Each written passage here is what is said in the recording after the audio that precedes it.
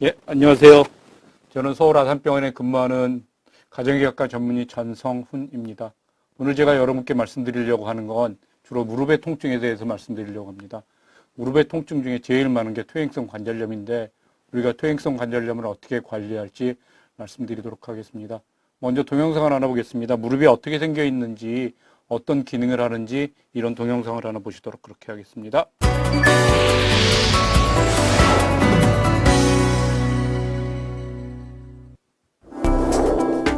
무릎은 일상생활에서 많이 사용하는 관절 중에 하나로 앉고, 서고, 걷고, 뛸 때 매우 중요한 역할을 합니다.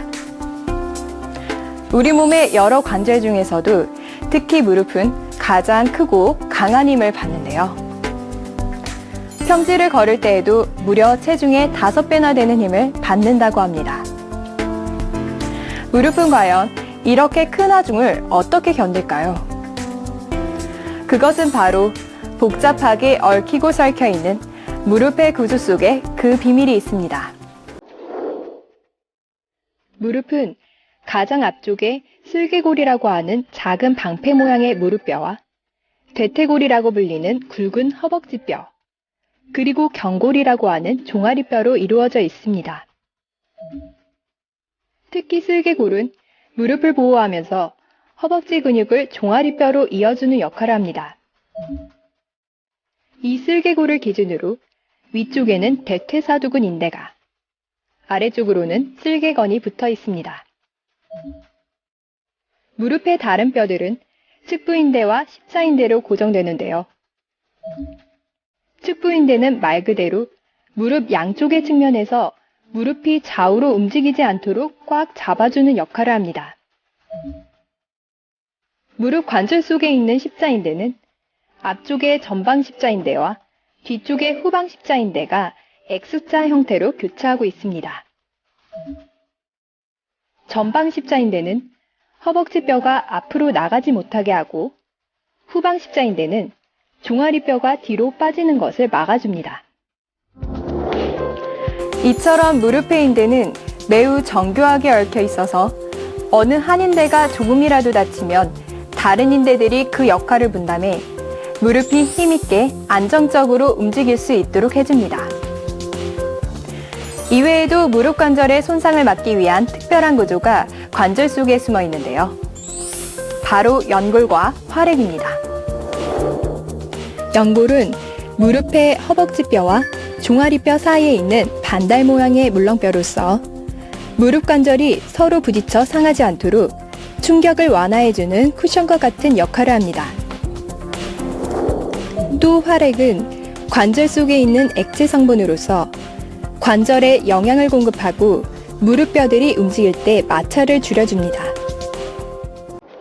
무릎에 생기는 대표적인 건강 문제로는 관절염, 인대파열 등이 있습니다. 더욱이 최근 노령 인구와 레저 스포츠를 즐기는 사람들이 증가하면서 무릎 건강에도 적신호가 함께 켜졌습니다. 무릎 질환의 대표적인 관절염의 종류로는 퇴행성 관절염, 류마티스 관절염 등이 있습니다. 무릎 관절염에는 통증이 동반되는데 가벼운 운동을 병행하는 것이 좋으며 발병 원인에 따라 적절한 조치가 필요합니다. 연골이나 인대 손상은 무리한 운동을 하고 난 후나 혹은 외상으로 인해 발생하는 경우가 많습니다. 이러한 경우엔 약물 치료와 함께 보조기 착용이나 수술 등이 필요할 수 있습니다.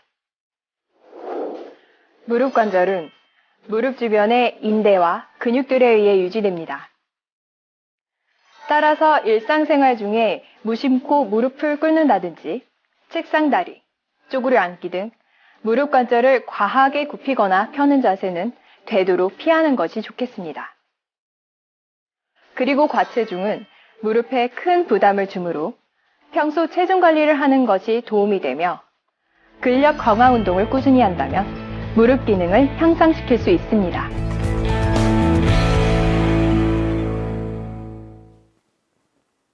예, 제가 말씀드린 게 이제 먼저 관절에 대해서 말씀드리려고 하는데요. 관절이라고 하는 건 뼈 두 개가 이렇게 만나서 연결시키고 움직여주는 역할을 하는 건데 그 중간에 연골이 있고 그다음에 그 관절광 내에 활액이 있어서 움직여지는데 문제가 없도록 하는 기능을 말합니다. 여기 보시는 것처럼 퇴행성 관절염의 구분이라고 하는 슬라이드를 보시면 1단계, 2단계, 3단계로 나눌 수 있는데 1단계라고 하는 건 거의 문제가 없으세요. 여기서 이렇게 그 까맣게 보이는 거 아래 위로 뼈도 크게 문제가 없어 보이는 것처럼 엑스레이로 찍었을 때도 거의 변화가 없고 뼈 사이에 있는 간격이 얼마나 맞아서 좁아져 있나 이걸 의사들이 판단하고요. 그 좁아져 있는 걸 가지고 연골이 없어졌구나 그렇게 판단합니다.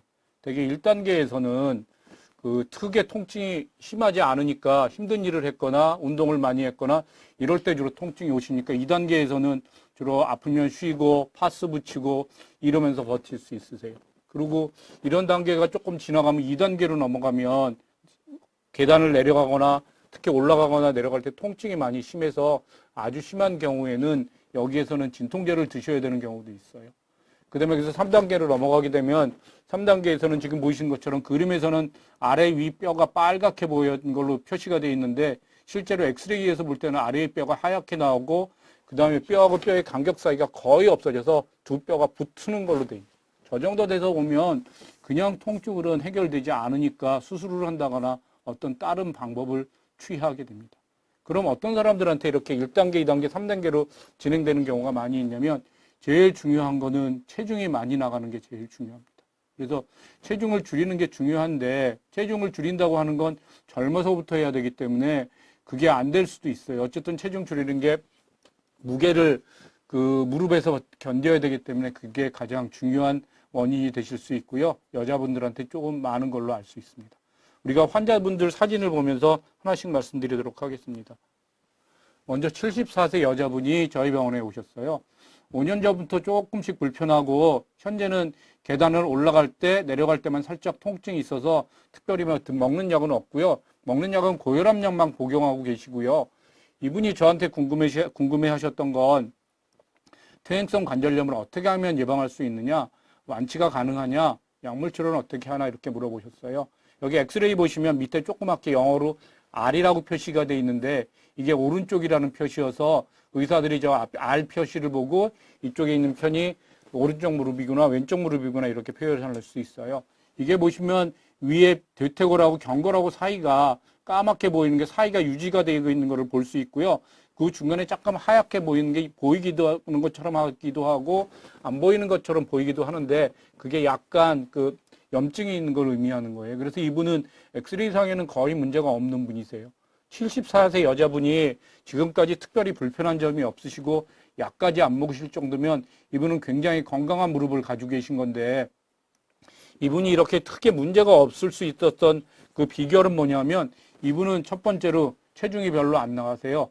키가 160cm이고 몸무게가 60kg 정도뿐이 안 나가는 아주 날씬한 몸매를 가지신 분이고 74세임에도 불구하고 체중이 적게 나가시고요. 그 다음에 두 번째로는 꾸준하게 운동을 하셨어요. 젊어서부터 에어로빅, 걷기, 근육 운동 이런 꾸준히 하셔서 근육의 힘이 많이 유지하고 계셔서 이분은 거의 통증이 없으신 거예요. 그래서 퇴행성 관절염의 예방법이 뭐냐? 꾸준하게 운동하고 체중을 줄일 수 있으면 체중을 줄이셨으면 좋겠습니다가 제가 드리고 싶은 말씀이고요. 두 번째로 완치가 가능하냐? 완치가 가능한 거는 퇴행성이라고 말이 의미하는 것처럼 나이가 들면서 통증이 생기고 나이가 들면서 관절염이 진행하는 거기 때문에 나이가 진행되는 건 막을 수가 없어서 완치가 가능하다는 말씀은 드리기 어려워요. 예방하는 게 최선이고 그 다음에 통증이 좀 있으면 먹는 약으로 조절하고 가능하면 수술을 피할 수 있도록 노력하는 정도가 가능하다고 봅니다. 그 다음에 약물 치료는 어떻게 하냐? 현재 쓰는 약물 치료는 진통을 가라앉히는, 그러니까 통증을 가라앉히는 효과만 인정하는 그런 약물들이 나와 있고 지금 퇴행성 관절염이라고 하는 거는 우리가 앞에 그 동영상에서 봤듯이 무릎에 아주 인대, 근육 여러 가지가 있는데 그 중에서 연골의 병이거든요. 그래서 연골을 다시 살아나게 한다고 여러 가지 약물들이 선전도 하고 그 TV에서도 많이 팔고 하지만 지금 연골을 되살릴 수 있는 그런 치료법은 없는 걸로 알려져 있기 때문에 병원에서 많이 주는 대부분의 약물들은 통증을 가라앉히는 효과만 있는 걸로 알려져 있습니다. 그래서 약물 치료는 지금 진통제 효과만 있는 거니까 완치는 가능하지 않다는 걸 알아주시면 좋겠어요. 그래서 지금 74세 여자분처럼 꾸준하게 운동하시고 그다음에 체중 늘리지 않도록 그렇게 노력해 주시면 좋겠습니다. 다음 환자 사진 보겠습니다. 이분은 69세 여자분이세요. 10년 전부터 무릎에 통증이 생기고 5년 전부터는 좌측 통증이 심해졌어요. 엑스레이에서 보시면 그 좌측에 있는 쪽이 내측에 약간 그 뼈하고 뼈 사이가 조금 더 좁아져 있고 아래 위로 하얗게 있는 게 보이는 거예요. 그래서 좌측에서 관절염이 생기면서 물을 빼기도 하고요. 그 다음에 어떨 때는 연골주사를 맞기도 하고 진통제를 복용하기도 하셨어요. 이분이 궁금한 건 연골주사는 부작용이 없느냐, 글루코사민을 많이 먹으라고 하는데 글루코사민의 효과는 어떻게 되는지 물어보셨어요. 연골주사는 지금 아까 보였던 대로 그 뼈하고 뼈 사이에 있는 관절강내에 있는 활액이라고 하는 거거든요. 그래서 이거는 주사를 하게 되면 그 윤활체처럼 작용해서 염증을 가라앉히고 맨 처음에 주사를 맞을 때는 이 진통 효과가 상당히 오래 가는 것 같아요. 제일 처음에는 오래 가면 2년, 그 다음에 1년 조금씩 줄어들어서 이게 조금 퇴행성 관절염이 진행되면 효과가 좀 떨어지는 것 같이 보이고요. 그래서 연골주사는 크게 부작용이 없기 때문에 연골주사를 맞는 거는 관계없고요. 효과가 아주 좋은 걸로 알려져 있습니다. 글루코사민은 선전하기는 연골의 구성 성분이어서 글루코사민을 많이 먹으면 그 연골이 자란다고 선전을 하긴 하지만 의사들이 인정하는 지금 효과는 통증을 가라앉히는 효과만 인정하고 있습니다. 그래서 이게 글루코사민이 지금 보험이 되는 약은 아니니까 사서 드시는 거는 크게 문제는 없을 것 같습니다. 그래서 글루코사민은 부작용이 좀 적은 약이니까 원하시는 분은 효과가 있으신 분 드시면 좋을 것 같습니다. 이번에는 84 여자분입니다. 이분이 제가 제일 안타까웠던 분인데요.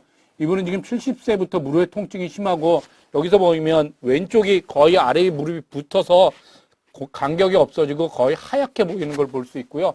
그래서 이분은 오른쪽도 통증이 굉장히 심하신 분이셨어요. 그래서 75세 때 양측 모두 수술을 하자고 정형외과에서 권유받았는데 이분은 겁난다고 수술을 안 하고 지금까지 버티셨어요. BMI 30이라고 하는 건데 이분은 지금 160cm에 체중이 70kg가 넘어가시는 분이세요. 그 다음에 당뇨약, 고혈압약, 아스피린을 복용하고 계시고요. 이분이 저한테 물어본 건 뭐냐면 내가 지금이라도 수술을 받을 수 있을까? 진통제를 먹어야 하나 이게 걱정이 되셨어요. 먼저 지금 의사들이 수술을 할 수 있다고 생각하는 나이는 되게 문제가 없을 때 80세 정도예요. 80세가 넘어가면 첫 번째로는 무릎을 관절 수술을 했을 때 앞으로도 사용할 수 있는 기간이 15년 정도, 10년, 15년뿐이 안 되니까 그 정도라면 우리가 남아있는 여명하고 비슷하니까 좀 견뎌봤으면 좋겠고 그래서 만약에 무릎 수술을 한다면 크게 딴 문제가 없다면 나이만 놓고 본다면 평생 한 번 할 수 있는 수술입니다. 그래서 나이만 놓고 본다면 70대에 수술을 하셔서 돌아가실 때까지 문제없이 사용하는 게 제일 좋겠고요. 그 다음에 무릎 수술을 조금 일찍 하는 경우에는 나중에 통증이 왔을 때 할 수 있는 방법이 없으니까 만약에 60대에 수술을 해야 되는 상황이 발생한다면 아까 말씀드렸던 대로 통증이 아주 심하거나 뭐 외상이 있거나 교통사고를 당했거나 이런 경우에는 60대에 수술을 할 수도 있는데 그런 경우에는 딴 의사 선생님께 한번 여쭤봤으면 좋겠고요. 그 다음에 이분 같은 경우에는 당뇨약, 고혈압약, 그 다음에 아스피린까지 복용하고 있으니까 내과적인 문제가 상당히 많으세요. 당뇨 같은 경우에는 나중에 뭐 상처가 잘 아문다거나 이런 내과적인 문제가 있기 때문에 수술을 하자고 하는 의사가 별로 없을 거예요. 나이가 80세이시기 때문에. 그래서 80세가 되기 전에 75세 때 수술을 하자고 했을 때 수술을 하는 게 좋지 않겠나 그렇게 말씀드릴 수 있습니다. 무릎에서 지금 수술은 여러 가지 방법이 있는데 대개는 그 관절 치환술을 하기는 되는데 이게 마지막 방법이기는 하지만 지금 저렇게 아주 심해서 거의 걷지 못할 정도로 휠체어에 의지하거나 그렇게 걸어야 되는 그런 경우에는 수술하는 걸 망설이지 않으시면 좋겠어요. 마지막 치료법이긴 하지만 그래도 효과가 굉장히 좋은 걸로 알려져 있고 대부분의 사람들이 저거 다시 수술하고 재활이 아주 힘들긴 하지만 걸어 다니실 수 있습니다. 그래서 75세 때 저렇게 엑스레이를 봤을 때 아래의 뼈가 거의 붙어 있고 걸어 다니지 못할 정도로 심한 통증이 있다면 의사들의 권고를 받아들여서 수술을 하시면 좋겠어요. 그 다음에 이제 진통제를 계속 먹어도 되나 이분은 지금 고혈압, 당뇨약, 아스피린을 먹고 있으니까 의사들 입장에서는 진통제를 줄 때 이 사람은 지금 통증이 너무 심하니까 진통제를 끊을 수 없는 상황이거든요. 그래서 아스피린이 그 진통제 성분의 그 약이거든요. 그래서 아스피린하고 진통제하고 같이 먹게 됐을 때 부작용이 상당히 증가되는 경우가 있었어요. 그래서 우리가 진통제를 많이 줄 때 제일 먼저 생각하는 부작용이 뭐냐면 위장 출혈입니다. 그래서 위에서 출혈이 되거나 그런 경우에는 진통제를 먹기가 어려워서 위장 보호제를 같이 처방하거나 이렇게 되는데 아스피린하고 같이 먹게 되면 그런 일이 생길 수 있어서 그런 문제가 생기지 않는지 그런 걸 잘 알아주시면 좋겠고요. 그 다음에 진통제 종류가 여러 가지 있으니까 진통제도 각각의 부작용이 따로따로 있어요. 첫 번째로 위에 좋은 약고 위에 통증이 없는 그런 약을 쓰게 되면 심장에 안 좋은 영향을 미치는 그런 진통제가 있으니까 그럴 때는 심장에 문제가 없는지 확인해 봐야 될 것 같고요. 그 다음에 진통제를 많이 쓰게 되면 콩팥이나 이렇게 문제가 생길 수 있어서 진통제를 많이 쓰면서는 이런 내과적인 문제가 생기지 않는지 잘 확인하면서 보실 수 있도록 그렇게 해주시면 좋겠어요. 그래서 지금 이불 엑스레이를 보면서 말씀드리고 싶은 건 뭐냐 하면 아주 통증이 심해서 엑스레이에서 수술을 해야 한다면 수술하는 거를 망설이지 말고 하실 수 있으면 좋겠습니다. 그렇게 하시면 못 걷는 사태를 예방할 수 있을 것 같고요. 그 다음에 진통제를 드셔야 되는 경우에는 여러 가지를 생각하면서 의사하고 상의하면서 진통제가 가지고 있는 부작용이 여러 가지가 있으니까 문제가 없는지 잘 상의하면서 드시도록 그렇게 진행해 주시면 좋겠습니다.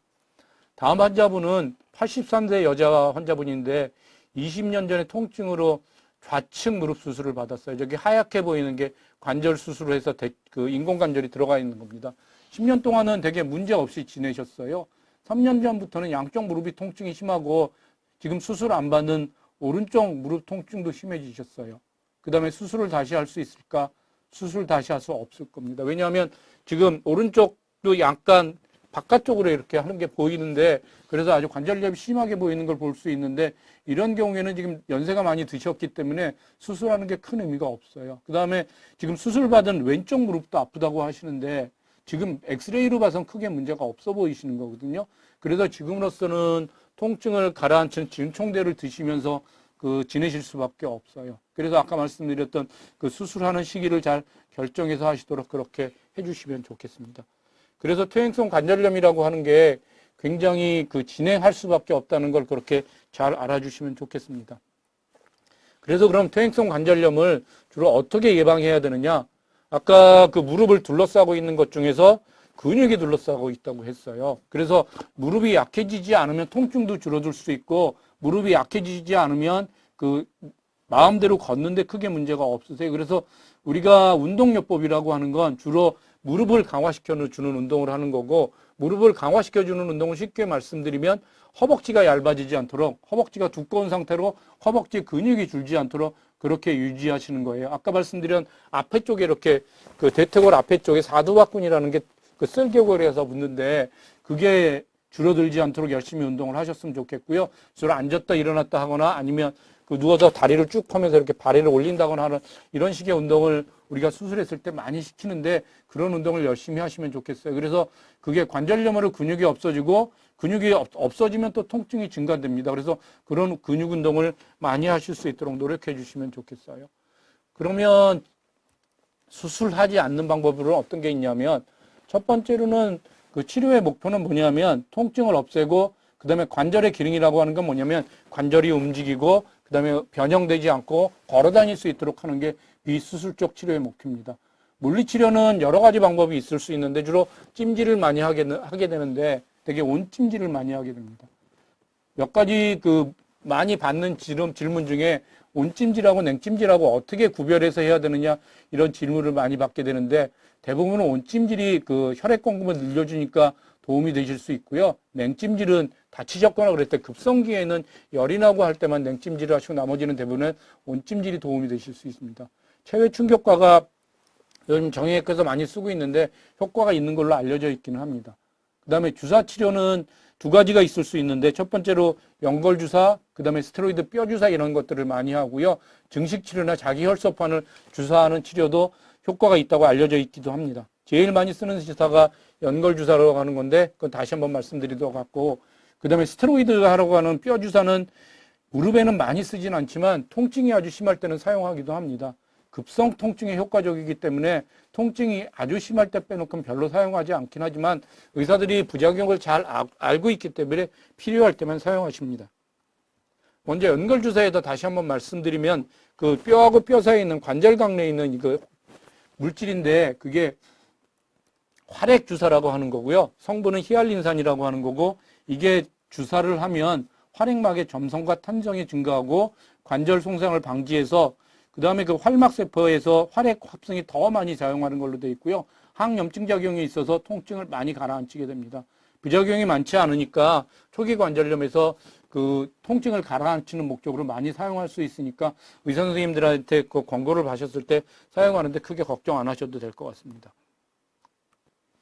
그 다음에 관절 수술을 고려해야 되는 경우가 언제냐면 통증이 해결되지 않을 때, 무릎이 심하게 변형이 왔을 때, 걷지 못하게 됐을 때, 그 다음에 퇴행성이 변화가 심하게 왔을 때 주로 이렇게 하게 되는데요. 수술은 관절 내시경, 그 다음에 경골 절골술, 인공관절 대체술로 볼 수 있는데 관절 내시경은 관절 내에 내시경이 들어가서 관절 안에 있는 것들을 뭐 청소를 한다거나 아니면 반월상 연골을 이렇게 잘라낸다거나 상한 반월상 연골을 잘라낸다거나 이런 수술을 하실 수 있는데 거기에도 적응증이 되실 땐 상당히 좋은 효과를 보실 수 있고요.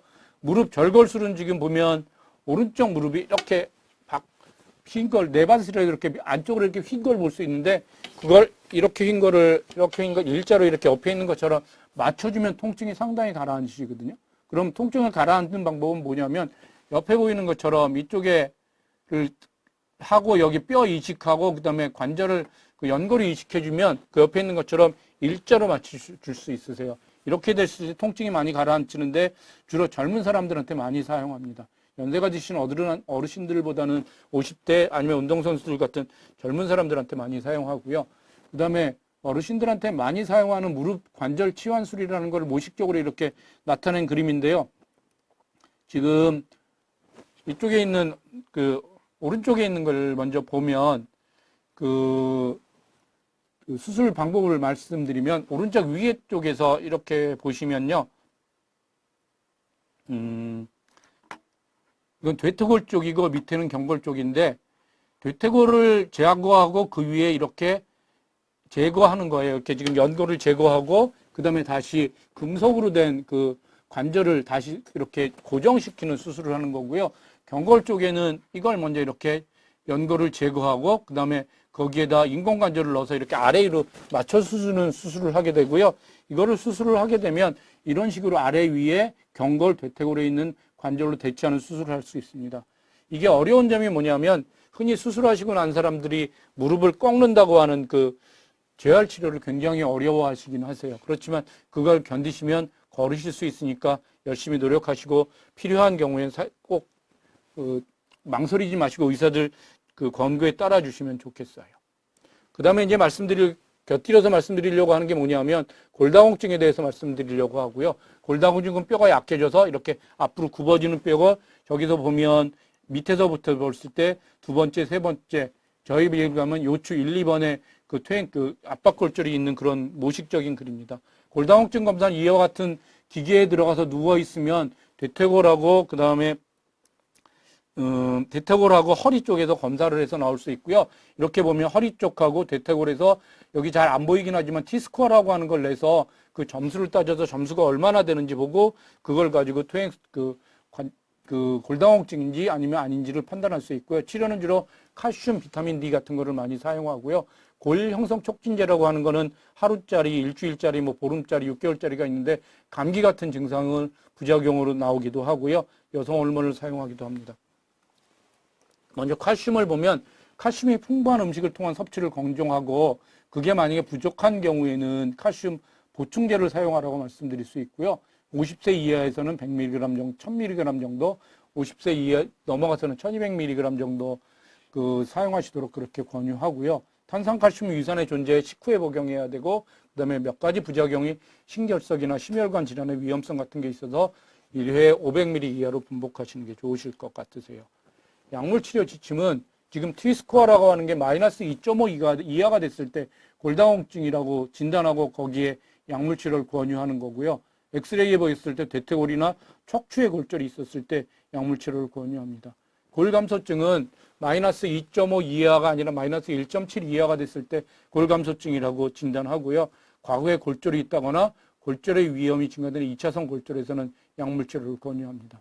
지금 골다공증 치료를 얼마나 해야 되느냐 여러 가지 질문이 많이 있는데 약물 치료 기간은 현재는 정해진 바는 없고요. 처음에 3년에서 5년간 약물 치료하고 골절의 위험 등에 따라서 치료 기간을 개별화하실 수 있습니다. 이번은 지금 골다공증 치료 환자분이신데요. 골다공증이 지금 1번 요추하고 3번 요추가 이렇게 주저앉아서 이렇게 구별인 걸 보실 수 있을 거예요. 허리 통증으로 약물 치료했으나 현재는 위장장애 부종 등으로 관찰하고 계신 분이시고요. 골다공증에 지금 1번, 3번 이렇게 주저앉아 있고 퇴행성 관절염이 있으세요. 이분은 지금 언제 이렇게 주저앉았는지 의식하지 못하셨어요. 이거를 지금 급성으로 뭐 다쳤다거나 이렇게 했을 때는 수술하는 경우도 있고요. 그러니까 골 시멘트라고 해서 뼈를 강화시켜놓은 수술을 하기도 하고요. 이분 같은 경우에는 언제 통증이 왔는지 몰라서 꾸준하게 골다공증 치료하고 퇴행성 관절염 치료를 같이 하셔야 됩니다. 그래서 꾸준하게 운동하고 증상이 심한 경우에는 약물 치료를 계속 하시도록 그렇게 권유해 드립니다. 그래서 결론으로 말씀드릴 건 뭐냐면 꼭 필요하면 진통제를 드셔야 한다면 부작용이 있을 수 있으니까 의사들하고 상의해서 진통제를 드시도록 하고 그 다음에 통증이 아주 심해서 못 걷게 됐을 때 의사들하고 상의하셔야 되겠지만 수술을 권유 받으시면 수술이 최후의 치료 방법이긴 하지만 상당히 좋은 예후를 가지고 있기 때문에 필요한 경우에 치료하시면 좋겠고요. 그렇지 않다고 한다면 그렇지 않고 통증이 심하지 않고 지금 나이가 얼마 되시지 않으신 분들은 첫 번째로 체중을 늘리지 마시고요. 그 다음에 관절염이 아주 심한 경우에는 수영을 했으면 좋겠고 그 다음에 평지 걷기를 제일 권해드릴 만합니다. 평지 걷기가 관절염하고 골다공증하고 모두 좋기 때문에 하루에 5,000보 이상을 10,000보를 목표로 해서 내게 5,000보 이상을 이렇게 걸으시도록 평지에 걸으신다면 무릎에도 증상이 안 올 거 부담이 안 가고 그 다음에 골다공증에도 좋으실 수 있으니까 그렇게 노력해 주시고요. 관절염이 아주 심한 경우에는 걸어 다니는 것 자체가 불편하실 수 있고 힘드실 수 있으니까 관절에 부담이 가지 않도록 수영을 열심히 하시도록 그렇게 권유하면 근육의 힘이 빠지지 않으니까 통증이 좀 줄어들 수 있습니다. 그 다음에 중중독 운동을 하셨으면 좋겠는데 터벅터벅 산책하는 정도가 아니라 조금 숨자는 정도로 일주일에 150분, 그 다음에 한 번에 10분 적어도 3일에 나누어서 운동하실 수 있도록 노력해 주시면 좋겠고요. 지금 여러 번 제가 강조해 드리지만 근육이 부족해지면 통증이 심해질 수 있고 그 다음에 관절염이 더 진행될 수도 있기 때문에 일주일에 2회 정도는 근육 운동하는 거를 멈추지 않을 수 있도록 그렇게 열심히 노력해 주시면 좋겠어요. 그래서 운동을 열심히 하셔서 통증이 있더라도 좀 견딜 수 있도록 그렇게 노력해 주시면 좋겠습니다. 지금까지 퇴행성 관절염에 대해서 말씀드렸는데요. 무릎에 나쁜 것들을 여러 가지 물어보세요. 지금 무릎에 나쁜 게 요약해서 말씀드리면 첫 번째로 체중 많이 나가는 건데 그건 어쩔 수 없잖아요. 지금 줄일 수는 없을 테고요. 지금 연세가 드신 어르신. 제일 나쁘다고 하는 건 무릎을 너무 꺾는 거예요. 무릎 자체가 이렇게 너무 꺾이는 자세 같은 게 문제가 될 수 있는데 그런 자세를 어떤 자세에 취하게 되냐면 쪼그려 앉는다거나 그다음에 쪼그려 앉아서 걸레질을 한다거나 이런 자세에서 무릎을 굉장히 많이 구부리게 되는데 그래서 시골에 계시는 어르신들이 쪼그려서 밭일을 많이 하셔서 쪼그린 자세가 무릎을 너무 구부리는 자세가 무릎에 상당한 부담을 주기 때문에 바닥에 생활하시는 거를 통증이 있으시면 좌식 생활을 하시도록 그렇게 해주시면 좋겠어서 그래서 무릎을 너무 구부리지 않도록 그렇게 노력해 주시면 좋겠고요. 그 다음에 뛰는 것도 좀 문제가 되기도 하는데 훈련되신 분들은 꾸준히 하셨던 분들은 문제가 없겠지만 그렇지 않으신 분들은 너무 무리하지 않으셨으면 좋겠고 통증이 오면 멈추도록 그렇게 노력해 주시면 좋겠습니다. 그래서 우리가 운동을 열심히 해서 무릎의 통증을 좀 조절할 수 있도록 그렇게 노력해 주시면 좋겠습니다. 오늘은 여기까지 말씀드리겠습니다. 경청해 주셔서 감사합니다.